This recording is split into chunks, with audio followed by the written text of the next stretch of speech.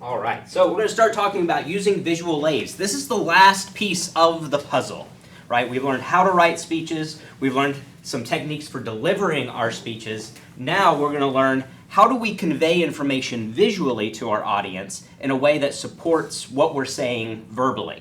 And that's the whole point of a visual aid. Your visual aid is to support what you are saying verbally. There are some conferences you may go to, some jobs you may have where the presentations, they want a lot of information, right? There's a lot of maybe science conferences, or sometimes when I've done presentations at some communication conferences, they want a lot of bullet points, they want citations, they want even a references slide, right? And you've probably seen that sometimes, probably that like there's just a slide of references. For public speaking, we do things a little bit differently, right? Because it's not useful to have a bunch of bullet points when the main goal is to convey our message verbally. The points that we see, the things that we see on our visual aid, again, you're going to hear me repeat it, support what we are doing verbally. So should not be the primary focus of our speech. And when we get to like the references thing in like academic conferences, that always bugs me too, because usually just people put up, here are my references, and that's it. Well, usually, at least what I have found more helpful is printing off those references and providing them to the other scholars there. So you don't have to do that in this class. You will not have a reference slide and say, here are my references. Because again, everything we do visually is just to support what we are saying verbally. So some of the things that I want to talk about is some of the advantages of having a visual aid. There may be situations where you're not able to have a visual aid, but in this class, for our 3 formal speeches, you are required to have a visual aid. And so that visual aid is really intended to help ensure that your message is clearly communicated to your audience. So give some thought to what words would help convey these messages to your audience. And chances are it's those same words that you've put on your note cards, those keywords, right? Maybe it's the quote that you start your speech with, or maybe it's a picture of a person you're referencing in your story. So the goal is to use your visual aid for clarity, to clarify what you're sharing. Also, to get your audience interested in what you are saying. We also want to encourage our audience to pay attention to us, right? And retain what we share. And so sometimes a lot of us may remember more of what we hear. Some of us will remember more of what we see. And so we want to appeal to those different learning styles and aid that retention of our core message by using a visual aid. Also, using a visual aid helps your ethos, right? It shows you've done some preparation to convey your message to your audience. And you can also, when we get to persuasive speaking, we're going to learn some ways we can use it persuasively to persuade our audience to act. So these are some of the reasons why we want to use visual aids. Let me share with you some of the kinds of visual aids. And I'm not going to go too in depth, because I want to focus primarily on the visual aids that are expected in this course. But here are some of the other visual aids you may utilize in other environments. Objects or models, photos or drawings, graphs, charts, a video. You as the speaker can be a visual aid, and then presentation technology like PowerPoint, which is what we are going to focus on here. But I want to share with you kind of some of these other pieces because, again, not everywhere you go will you have access to maybe some kind of presentation technology or a screen. So you may have to bring in these other types of visual aids. For example, objects and models. Here's an example of a student using a model in their speech. Now, you may want to use a model in your speeches in this class, and that's okay, but it doesn't take the place of your PowerPoint in this course. So, but depending on your subject, it may be helpful to bring in a model for us.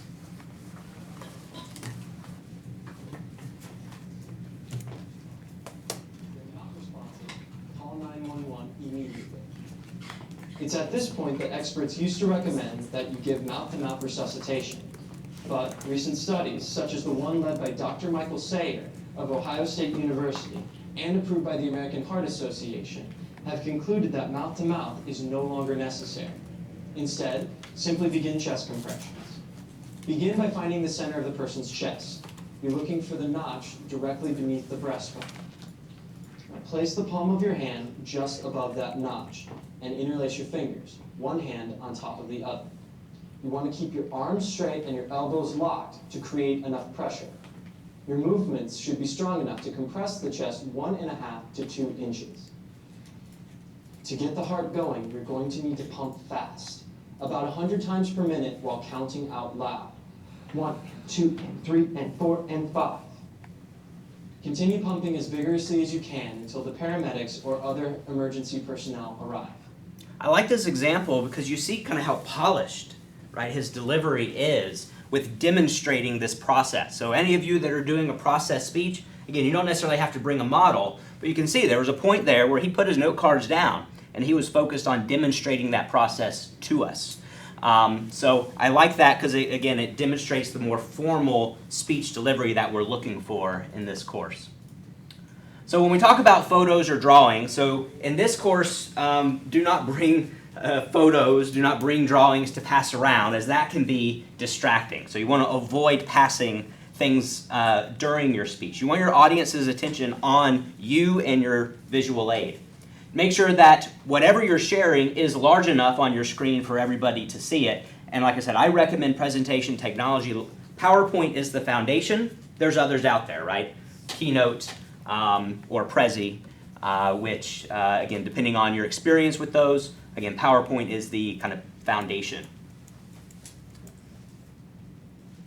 An example of photos or drawings to illustrate specific or to give examples of your main points, right? So here is an example of a particular photo, right? Or we could call this a drawing that would help us understand a particular main point. Let me show you a video example as well. It's the largest religious monument in the world. The locals call it sacred, tourists call it beautiful, and the world calls it Angkor Wat. Built in the early 12th century by the king of the Khmer Empire, Angkor Wat is the symbol of Cambodia, even appearing on the Cambodian flag. It began as a Hindu temple, but it has since become a Buddhist religious site. So here you have him displaying his photo when he's talking about it, right? And so that's, I want to kind of, in that point, mention that that's what you should do. You should not necessarily keep your photos up the entire time. If you need to, you can fade to black or put a black screen kind of in between your or whatever color slides you're using, blue or like a dark gray. Put a blank slide in between those photos so that you are able to pull up your specific image as soon as you start talking about it. So if we're going to share any statistical information, we need to include graphs visually showing our audience a graph or a chart to show statistical trends or patterns. Things like line graphs, right? So just to kind of throw these out there, the line graph to again give us a comparison, show something over time. There's also going to be pie graphs, which are pretty fun, pretty cool, right? So we have pie graphs, which highlight segments to show patterns or show relationship.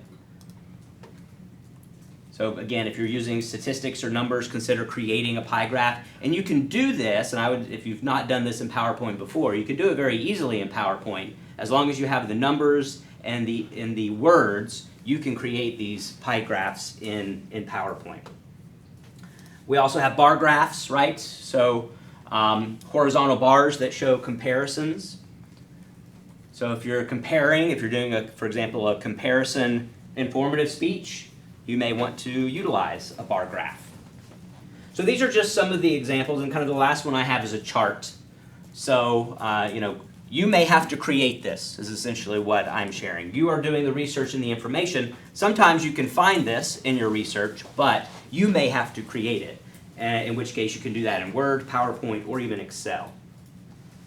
And if you've not done it before, YouTube it, right? That's kind of our education for the world, right? Just finding it on YouTube.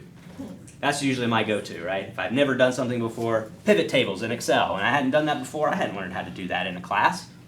Go on YouTube, find a way to do it. So let's talk about videos. You might want to incorporate a video in your speech.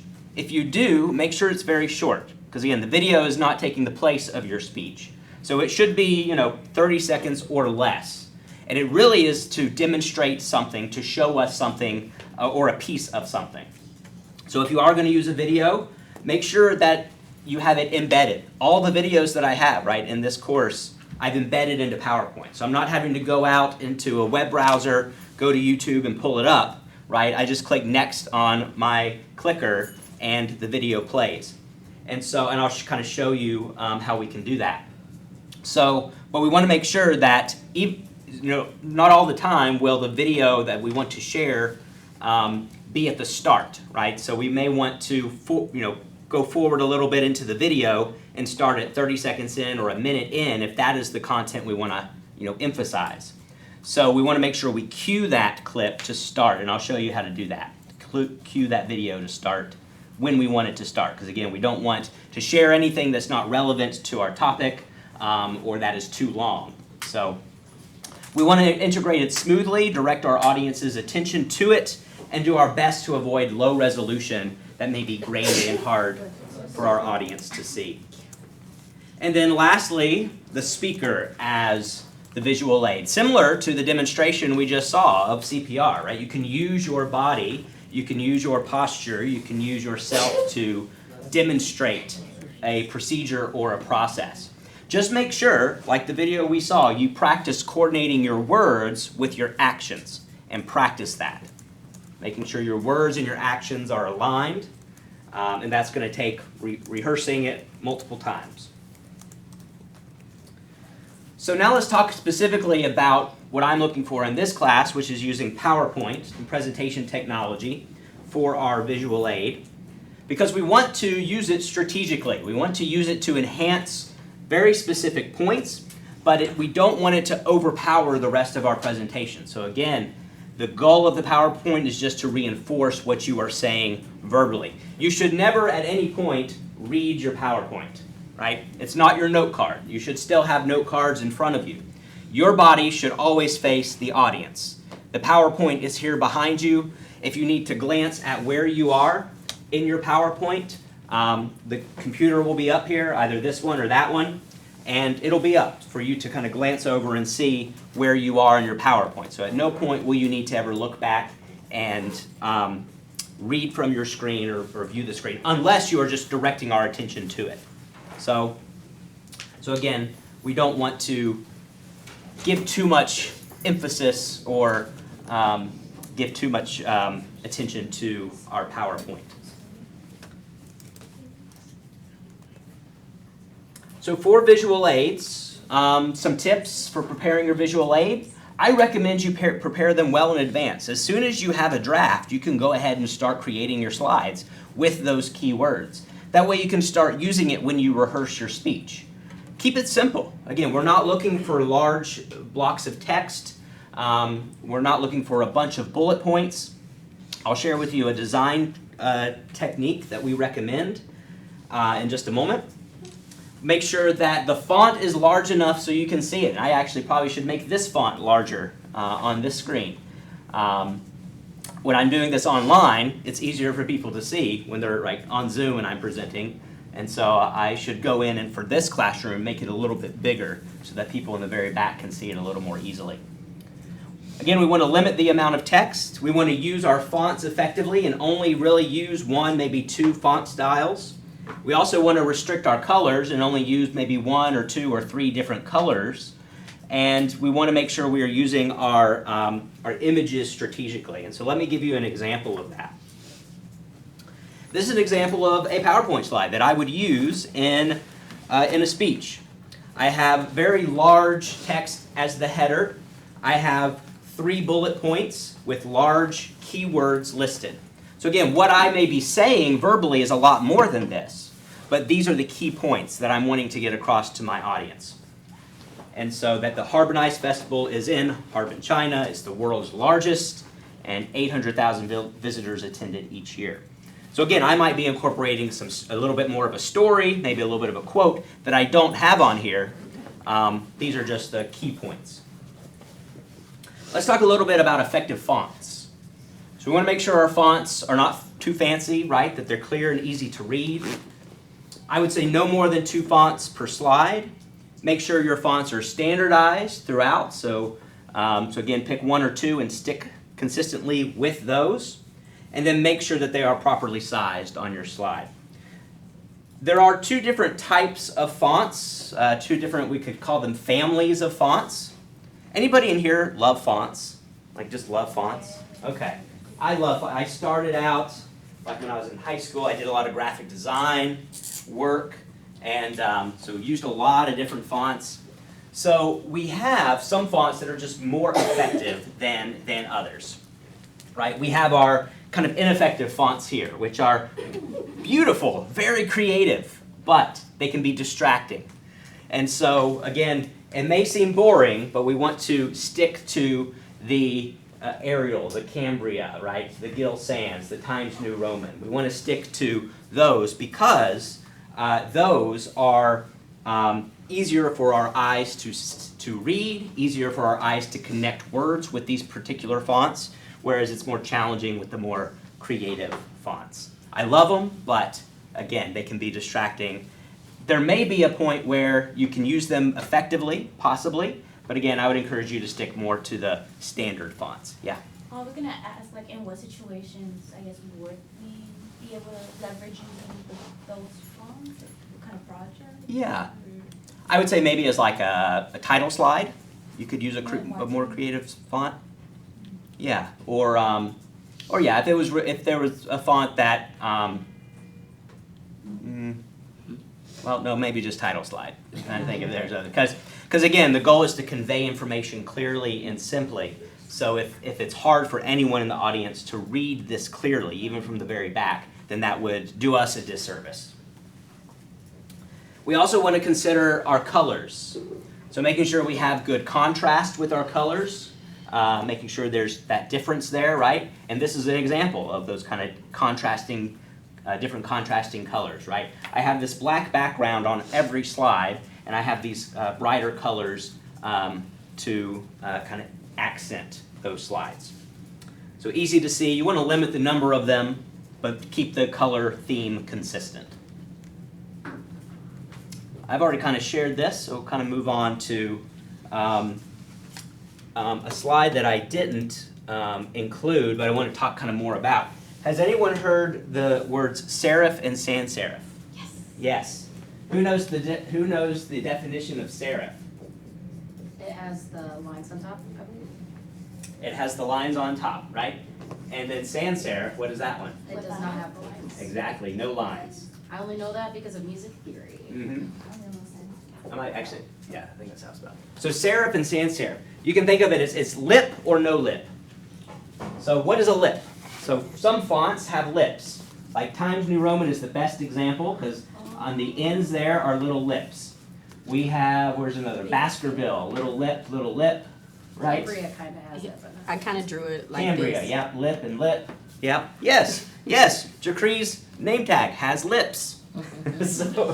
So those that don't have lips are going to be rounded and smooth, right? That's going to be the Arial. That's going to be the Gill Sans, right? The Verdana. So those are our no lip. They're used strategically. So the lips, like Times New Roman, is the font that the New York Times is written in. The reason for that is because it's easy with these lips. It's easier for our eyes to connect the letters, and it allows us to read the words more quickly. So that's the point. That's why the New York Times has used this since the inception. They created that font, basically, because it allows you to read words more quickly. So my recommendation is, if you are having some text that audience needs to read, use a serif font with the lips. For your headings, like up here, use a sans serif, because you don't have a lot of words, it's just 3 words, so I can make them big, I can make them bold, so they stand out. Not a requirement, you could also use a serif font as a header, but that's kind of the purpose of the lips with serif fonts, is it allows our eyes to connect to those words more quickly and read text more quickly. So, again, we're not putting paragraphs of text on our slides, but just kind of keep that in mind in general as you're producing any kind of work, right? Anything that people may read, keep in mind kind of that difference between serif and sans serif. I keep that in mind when I produce flyers, or I'm making handouts or training brochures. I keep this kind of design technique in mind, and any kind of paragraphs of text I do with the serif font, and any kind of headings or paragraph headings I do in sans serif. So I wanted to mention that. There is also, where's my, I'm missing my slides for this. I'm missing my slides. So the other thing that I wanted to share, actually two things with you, is the 7-7 rule. And actually, let me go back to kind of this slide example. So the 7-7 rule, and I actually don't remember if this is in the textbook or not. I originally learned this in my public speaking class. Does anyone know what I mean when I say the 7-7 rule? Sounds familiar. Or 6-6 rule? And I'm sorry, I have a slide. I don't know where they went. This must be an older presentation.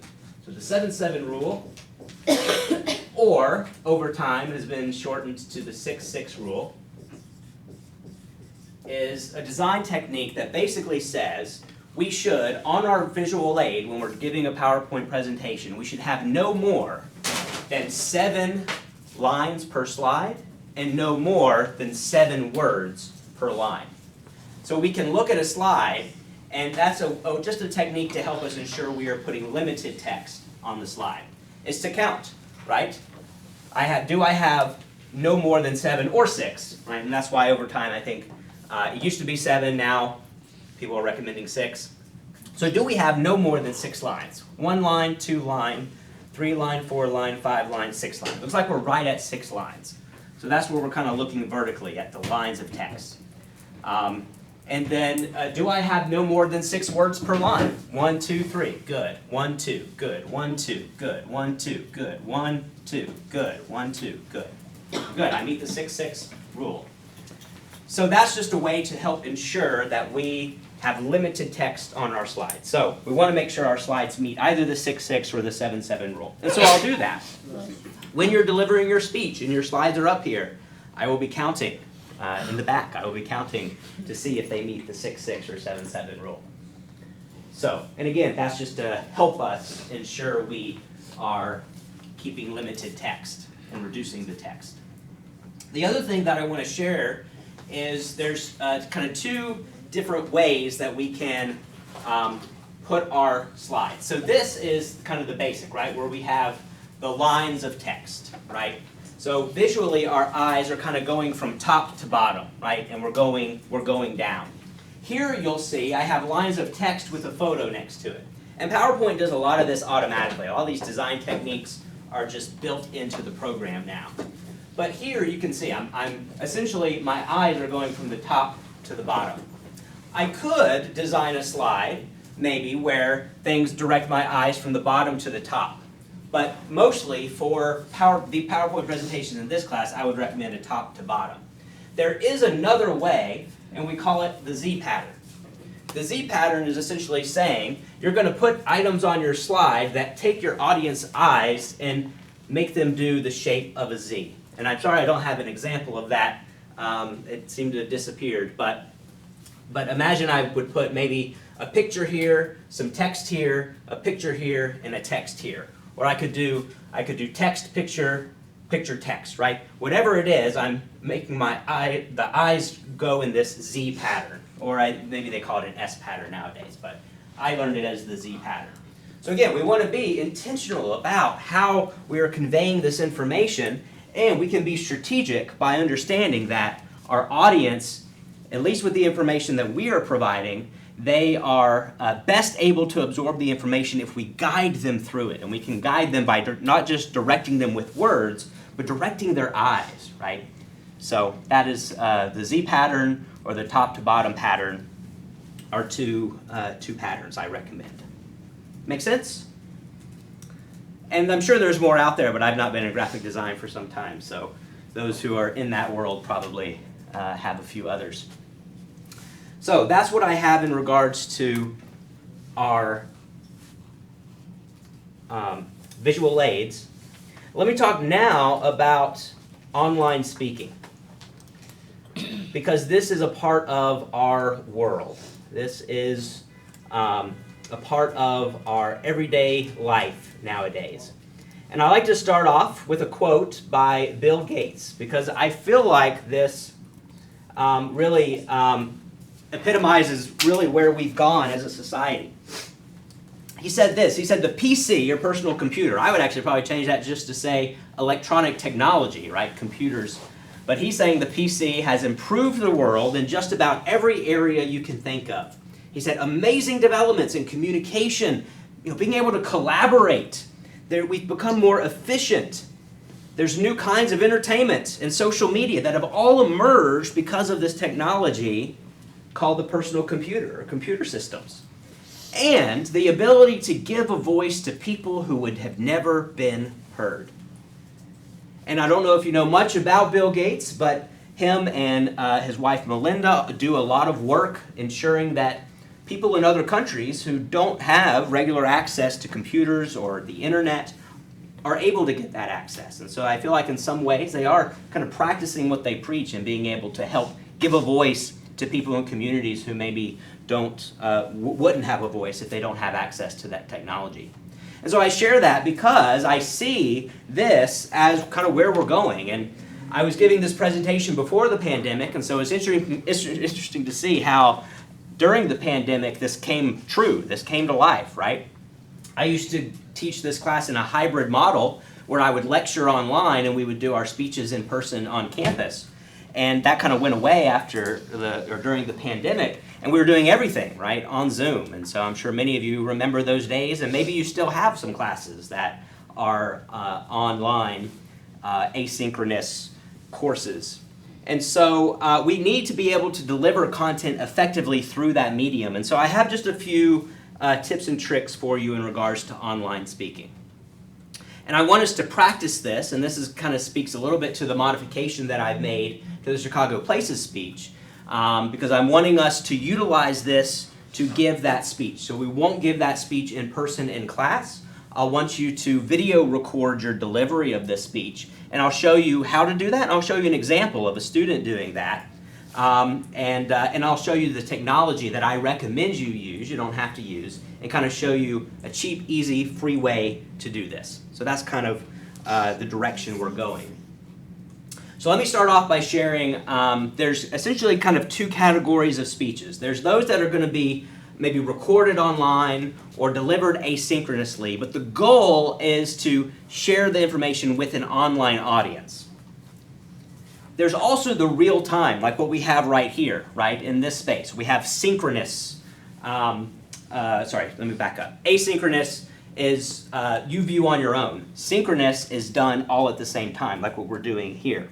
And so, but it's important to also keep in mind your audience. And so, regardless of whether it's asynchronous that you're recording and posting and people will watch on their own, or whether you're delivering it before an audience and recording it so that it could maybe also be watched in the future, there's some things we should consider. The first is control the environment. What I mean by this is keep track and make sure you know what is in your background.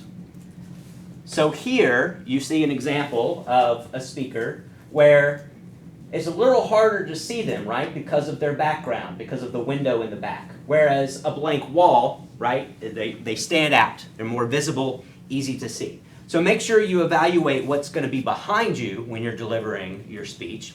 Also consider where you are positioned in the camera, right? And so make sure it's not too close, not too far away, but that you are centered in the frame. Sometimes that's not always possible, specifically if you're delivering it before a live audience, but when you're delivering synchronously on a video call, then making sure, again, you adjust so that you are centered in the frame. You're going to have to adapt your nonverbal communication when you are delivering online speeches. And this feels weird because you think about gestures, right? If you're sitting behind a computer screen like here, right? If this person is using their gestures like they would normally, that's not going to be seen by the camera. So you have to exaggerate, lift up your hands, and in some ways, at some points, make them visible in front of the camera, which feels weird, right? Because you're essentially putting your hands kind of in front of your face in a way. But if you are using your hands to give any kind of illustration or using it to emphasize any kind of points in your speech, you got to make sure your audience sees it. So if you're delivering a speech where maybe you're seated or your hands are going to be below where the camera is, you're going to have to modify that nonverbal communication, lift up those hands so that they are easily visible in front of the camera. You're also going to have to adjust the speed of your speech, recognizing that you may have a time limit that you have to meet. Oftentimes when we're delivering presentations online, there's maybe one or two people who are delivering a presentation, so if you go long, it delays the whole thing, right? So we have to make sure that we are meeting those time limits, whereas sometimes when we're delivering a speech in an environment, in like a live environment, we have some wiggle room, right? We may have an end time, but we usually have maybe time for questions or things like that that might give us a little buffer. And then I recommend considering your audience. And so there's essentially, again, we can think of this as either sitting or standing behind a steady camera, or something like this where we're presenting before a live audience and it's being recorded. Regardless of which context it is, we need to consider who's going to be watching this now and who's going to be watching it down the road. And really where this comes into play is if we're using any dates or referring to any days of the week or any times that are specific to this moment, we need to adjust that. So, for example, if I'm recording a speech and I'm talking about spring break, which, I don't know, probably in a couple weeks, right? I'm talking about spring break. If I'm video recording that and someone's watching that in the future and I'm talking about spring break, it may not make a whole lot of sense. Or if I'm talking about an event that happened yesterday on the video recording, and I'm just referring to the event that happened yesterday, if this is watched in the future, they're not going to really understand that, right? So we need to ensure that we are considering the words that we're saying, and will an audience in the future be able to understand everything that I'm saying? And it might require increased practice time, primarily in using the technology, right? Specifically, if it's a technology you've not used before, you're going to want to make sure you practice with it.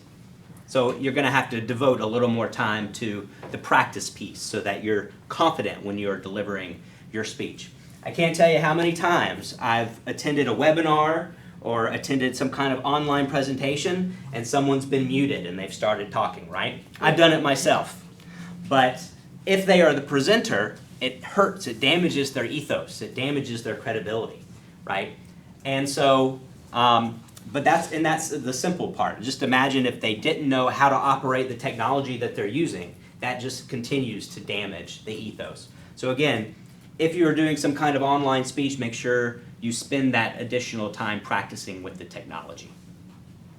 I want to show you an example of an online speech that you can model, that you can kind of mirror your practice speech and future speeches after, because I think this is a good example. It's also a good speech. It's a good speech about a civically responsible organization, which is the final speech in this course of the 3 formal speeches. I know we did a civic engagement news practice speech, and you can expand that if you want, but the final speech in this class is about a civically responsible organization, and you're either informing us about that organization or persuading us to get involved with that organization.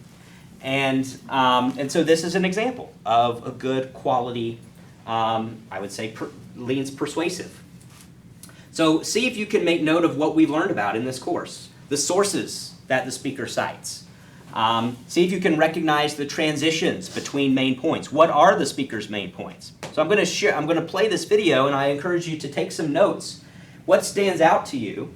Because again, I think it helps us to see these examples and kind of dissect it and see the things that we've learned in this class in this example so that we can model it and embody it. So here's an example of an online speech.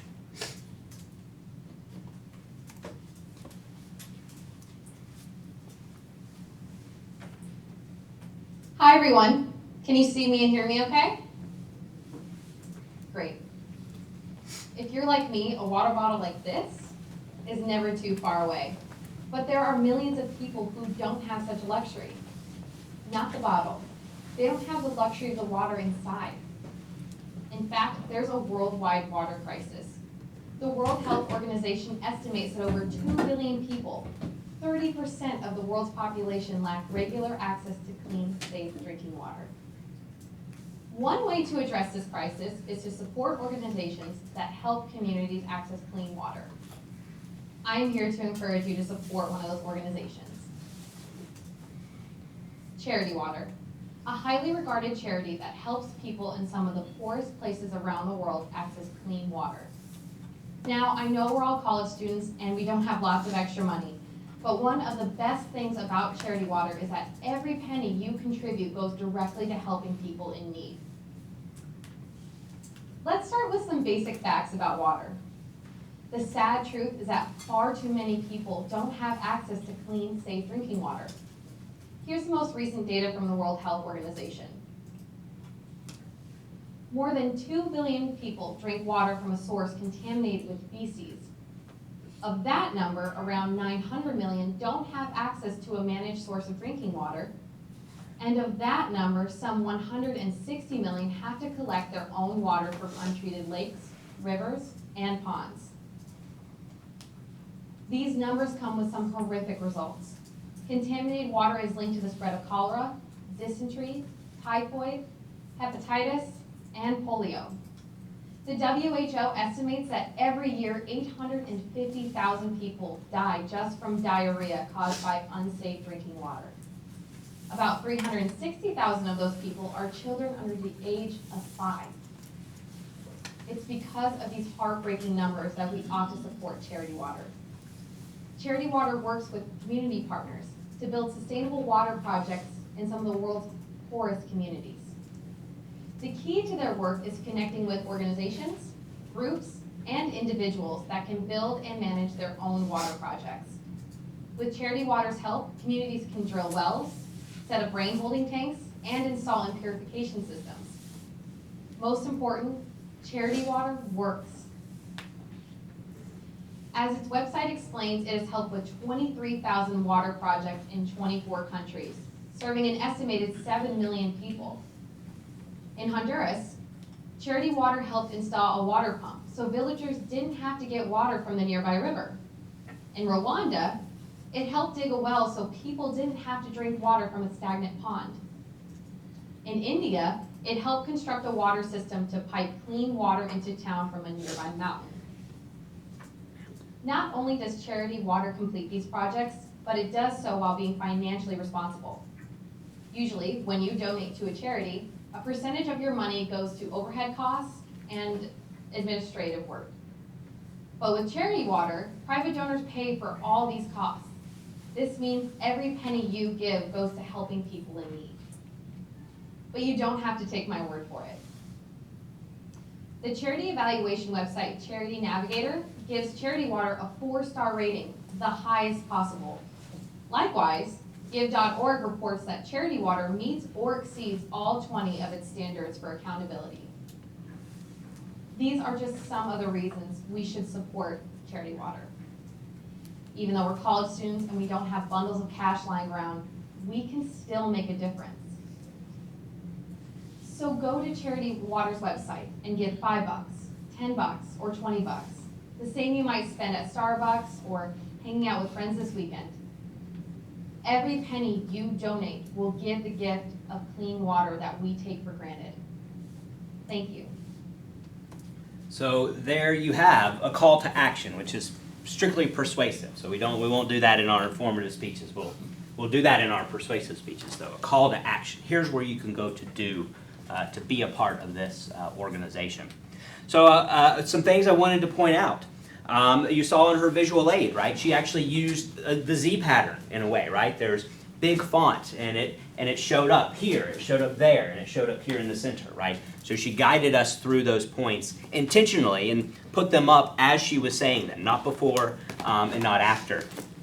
The way they produced the video is a little bit different than we do them in this course, because you'll see the visual aid kind of took the place in the video of the speaker. Whereas in our videos, the visual aid is there next to the video of the speaker. So that's a little kind of production piece that they added that I wish they hadn't, but But anyway, so just keep in mind when you are delivering, usually you are also visible with your visual aid. And then here in this speech, she also, her eye contact, right? You saw, she did look down at her notes, and that's okay. You can do that, right? There you have notes for a reason. So that is not bad. Some people are like, oh, let me just put my notes up on the computer screen. That way I'm still looking at the computer screen. Well, I mean, yes, that's okay. But in this class, you can have notes. I want you to use speaking notes on note cards so you're used and can develop that skill. So I would encourage you to not necessarily just put them up on your screen. You can do that in other contexts outside of here, but still stick to using note cards when you're doing an online speech in this course. That's a skill that's worth developing. So I've talked through the types of speeches, online speeches. I've given you some few tips and guidelines. Let's take about a 3-minute break.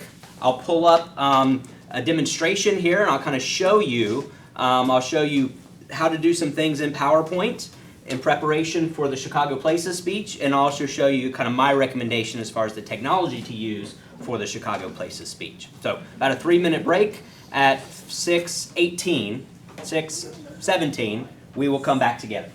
So 6:17, quick water stretch break.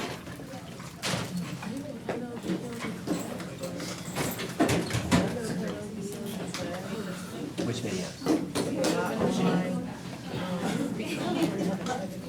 Like when we played in class, oh yeah, no, we won't play them in class. Yeah.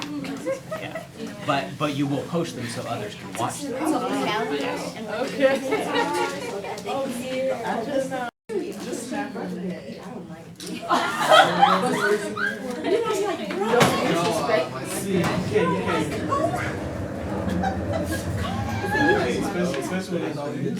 All right, so.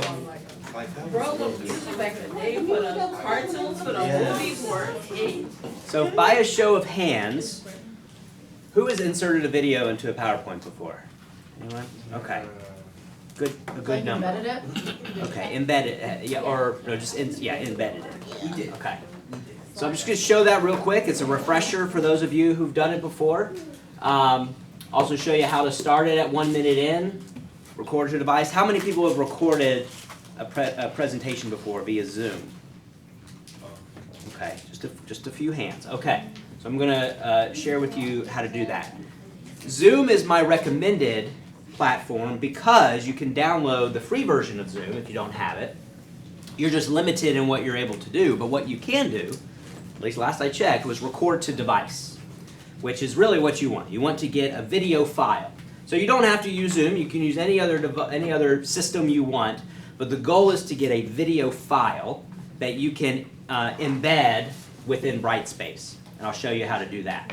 So embed is kind of a key word here. We're embedding videos into PowerPoint, and we're going to embed our presentation into a discussion post. I'm going to show you how to do those things. So to get started, I have on Brightspace under course resources, I have this PowerPoint template. Feel free to download it. It's just a PowerPoint I think I maybe used day one because there are some things here that you can modify. So you don't necessarily have to create them from scratch if you don't want to. For example, I have a pie chart here, so if you wanted to adjust the values, you just double click the pie chart and make your changes. So you don't necessarily have to do it from scratch. You can also go in and replace photos, right, by just right-clicking and change picture and decide where you want the picture to get pulled from. So feel free to use this as a starting point just to kind of get us started with videos. If you do want to share a video, keep in mind it should be very short, but we want to make sure it's embedded in the PowerPoint because there's nothing more annoying than those commercials, right? And so by embedding the video in the PowerPoint, you avoid that commercial that we may have to watch that might take up time during your informative speech. So what I've done here is I have this, this video, right? And this was one of the training videos that I used myself when I was learning how to parallel park a school bus. Now I'll turn down the volume. So if in my presentation I wanted to show just maybe the latter part of this video, the way I would do this, and let me just mute that. The way I would do this is in PowerPoint, and I know this is all very small, so let me zoom in here, make that bigger. So in PowerPoint, when you go to the share button, it gives you a little checkbox here, where you can click the checkbox and tell it what time you want the video to start. So if I want the video to start, say I want it to start a minute in. You're saying in PowerPoint, but this is like YouTube. This is YouTube, so you have to start in YouTube, right, for the video. Oh. Yep. So I want to start the video at 1 o'clock, or 1 minute in. When I check that box, that changes the code that I'm going to copy over into PowerPoint. So that's why you just need to let it know where you want the video to start. I'm going to copy that code, and then in PowerPoint, I can go into, let me go back into Insert, Insert Media, Insert Video, and go to Online Movie. Now some versions of PowerPoint actually have YouTube as an option, and I'm going to paste that video link from YouTube into here. And you'll know it's going to start at the correct time, 1 minute in, because it's going to give me whatever the time, 60 is going to be, it's going to be 60 seconds into the video will be when it should start. Let's see if it works. I didn't practice this, so let's... So here, and then you can see PowerPoint's giving me some design ideas. So now that I've gotten the video, I'm going to increase my PowerPoint so it's easier to see. So I can go with some design ideas here, right? And see, I say it definitely wants me to increase the size of the video. Maybe if I wanted to have some text next to it, I could use that. So I encourage you, use the design ideas. Just make sure it sticks to the 7-7 or 6-6 rule. And so here, when I press play, it's starting 1 minute into the video. So if I just wanted to show this, 30 seconds of this video, I've got it queued up right by clicking next on the clicker or next on the computer. Yeah? Can you get it to stop so it's like you only show a certain section? Yes. But I would say probably what would be easier is to just put as your next slide, because as soon as you hit next, you're going to go to the next slide. So if you wanted to just, it's easier than editing the video. Yeah. You would just, I'll put it into presentation mode and kind of show you here. So in presentation mode, I'm going to click next. Give it a moment. There we go. So click next. It's gonna, the video content is gonna, you're gonna see the play button. That's gonna tell me the content is ready to play. When I hit next, it's gonna play. And I didn't actually save anything, so that's why it's taking us to the beginning. And then when I hit next again, right, it's gonna take me to the next slide. So that's what I would recommend. And if you didn't want any content on the next slide, just make it a blank slide. And that's gonna be the easiest way to be like, all right, I'm done showing next, blank slide. There is a way you can go in and edit videos within PowerPoint. I've done it a few times. You can edit the length. It may depend on the version of PowerPoint that you have, or if you have a full access version. So that's why this might be an easier way. Yeah, that's not confusing. Yep. Cool. So that's my those are my tips and tricks. And like I said, all the videos I have have been embedded, right? And so hopefully that's allowed my lectures to go pretty smoothly. So at least that's the hope. Because we don't want our video to be a distraction if we have a video. You don't have to have a video, but if you wanted to, there's how you do it. So I've shown you how to insert a video, to start the video 1 minute in, to record to device.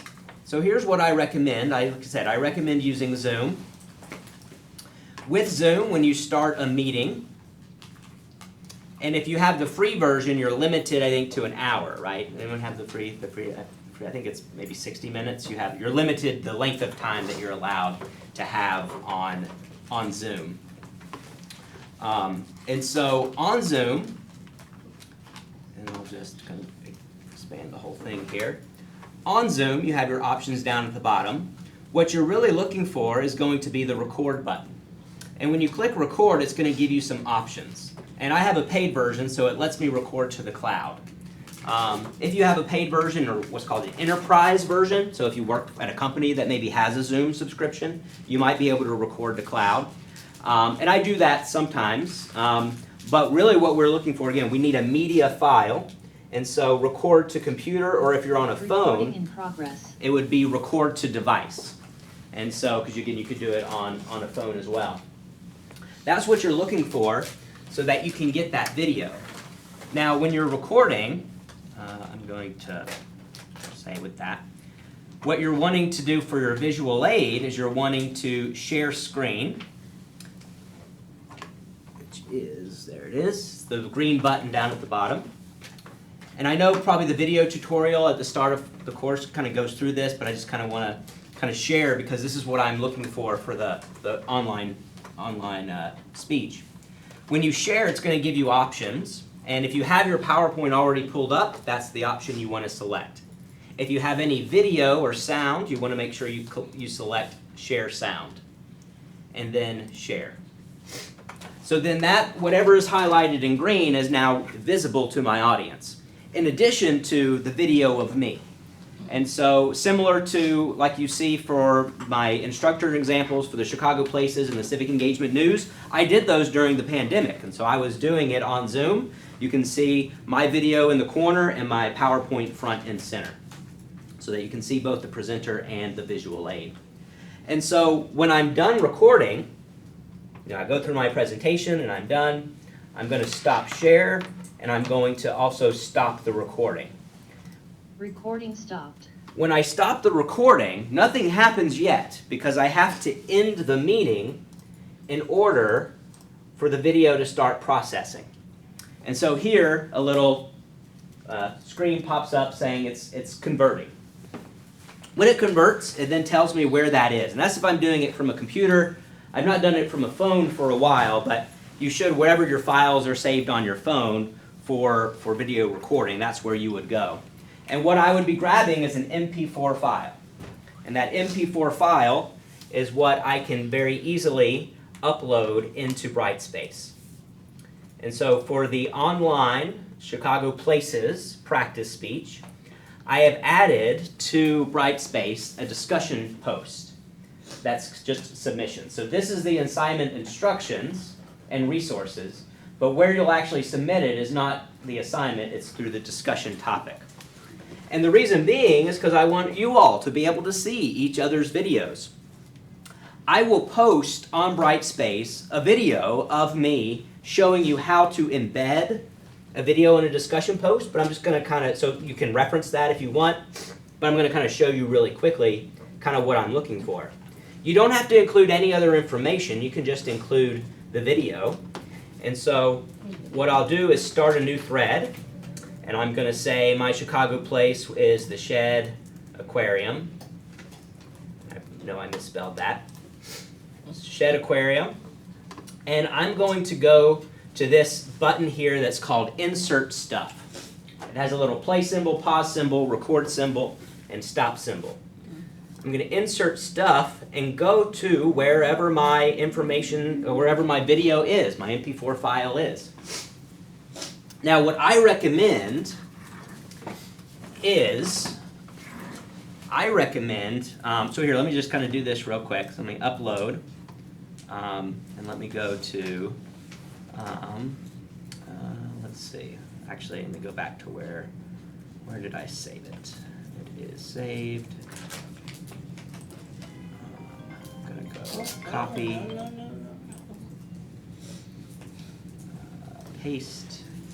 There we go. I'm going to just move it to my desktop real quick so I can find it easily. Here we go. Open. And I'm going to, doesn't have any private or sensitive information. So I'm going to click the file and I'm going to go to upload. It wants me to give some kind of linked text. Just type video, insert. And there is my video. So when I post this on Brightspace, it'll show up as a discussion post. Everyone in class will be able to watch it. And so I would encourage you to, after people post their videos, go on and watch each other's Chicago Places. But this allows us to watch it without us having to go through any commercials or without us having to download anything. That is really the key point. I hate downloading large files, so this is the best way to do it so that other people can watch it without having to download it. The other alternative, and what I usually do, is you can upload things. If you have YouTube, you can upload to YouTube and get an embed link.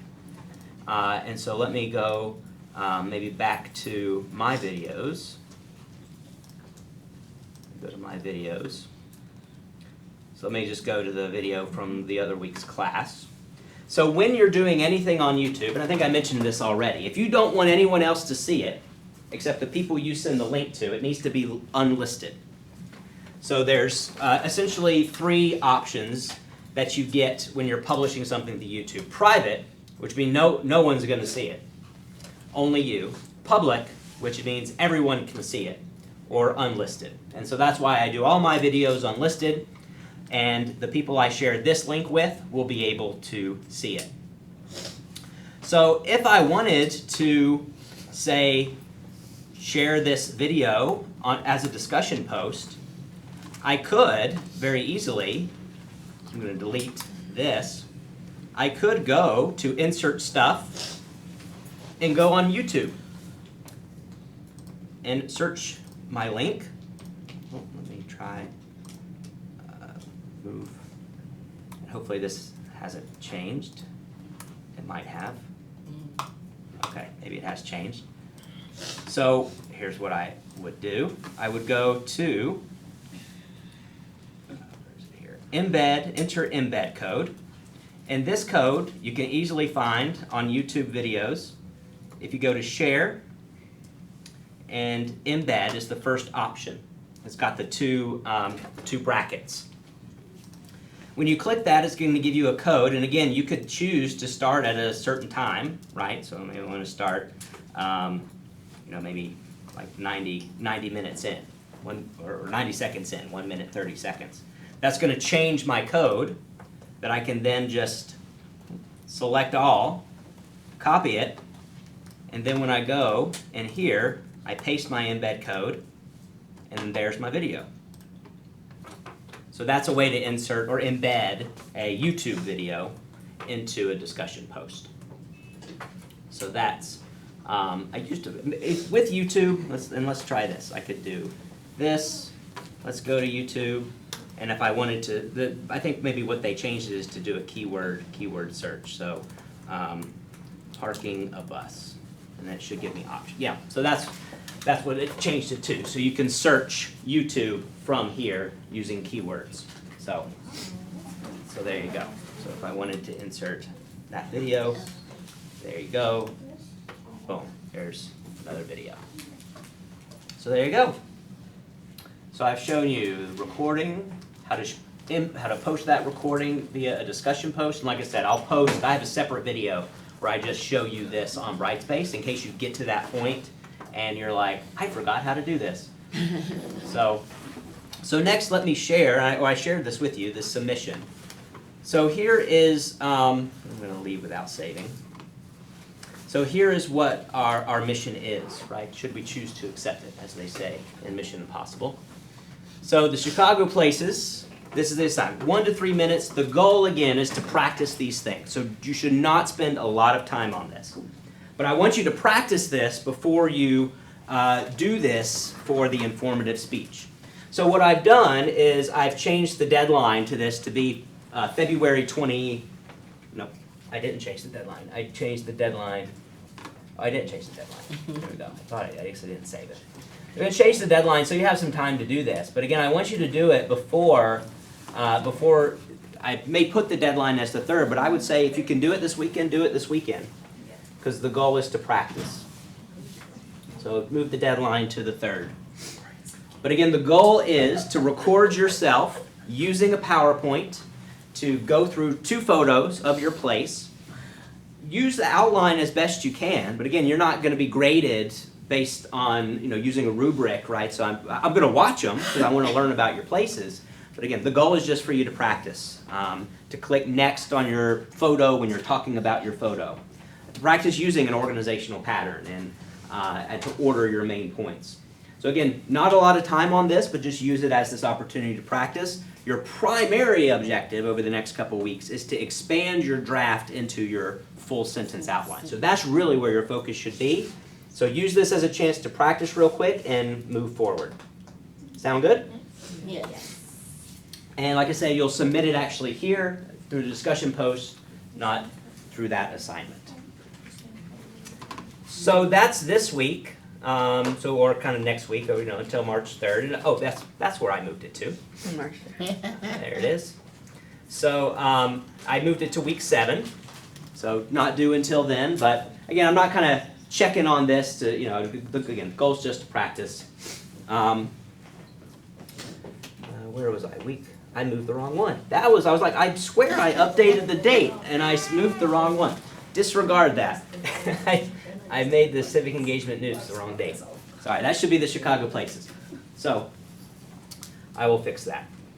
So I was like, I swear I changed the date. So here we go. So week 7 is not Chicago places, it's instructor meeting. So what I will do for the instructor meeting is I will post on Brightspace, I'll just post a schedule. I won't start them right when class starts, right? Because you're coming from class, you're coming from other places, right? You need time to get to whatever location you need to get to in order to hop on Zoom and meet with me for 5 minutes. So I won't start right when class starts. I usually start them 30 minutes into the class time. So, our class time starts at 5:30. So they'll probably start around 6 o'clock. And I'll meet with some people on Tuesday and I'll meet with some people on Thursday during class time. If you're not able to make it, please let me know in advance.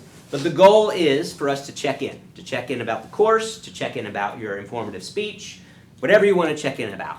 And if we need to spend more than 5 minutes, then we can schedule a time. I'll have my schedule up and we can, compare schedules and put something on the calendar to talk for 10 minutes, 20 minutes, 30 minutes. I had a 45-minute meeting today with a student. So I love when I can insert meetings with students for this stuff in my day because this is fun. Not all my work in my other job is fun. So this is so if you want to meet during the business day, I'm happy to do that. If you want to meet in the evening, I might be petting my dog or eating dinner, but I'm still happy to meet with you. So I'm available to you. So the next couple weeks are going to look a little bit different since we won't be here. But again, we're not canceling class. Right. Not a thing here. Because again, I don't want to get a substitute, and that's what we have to do if we're canceling class. We're modifying class. So class is modified so that we can meet and check in, and so you can use this time to work on your speech, and that is the primary goal. I will, by the end of that week, I will post the presentation schedule for week 8. And so you'll have a slot of time on either Tuesday or Thursday, and have basically a kind of 5-6 minute time, and I'll post that. Once it's posted, it's set. So if you need me to consider, maybe you're not able to get here that day because of work, you're not able to get here till a little bit late, or you have to leave a little bit early. Let me know those things so that I can consider that when I'm posting the schedule. But the goal will be to start about 10 minutes into our time and to end about 5 minutes before the end of our time. I'll see if I can make that work with the number of students in class. If we have to add an additional day the following week, I would rather do that than risk going too long on either of those 2 days. So I'll take a look at that, kind of run the numbers, and then next week, like I said, I'll post the delivery order for our informative speech. And that will be the next time that we'll meet in person. Will be you all here, ready to stand up at this lectern and deliver your informative speech and teach us something new. Yeah. Well, that is all I have. We're going to end a little early tonight, so thank you all so much. Have a great weekend. I'll see you on Zoom next week. Thank you all.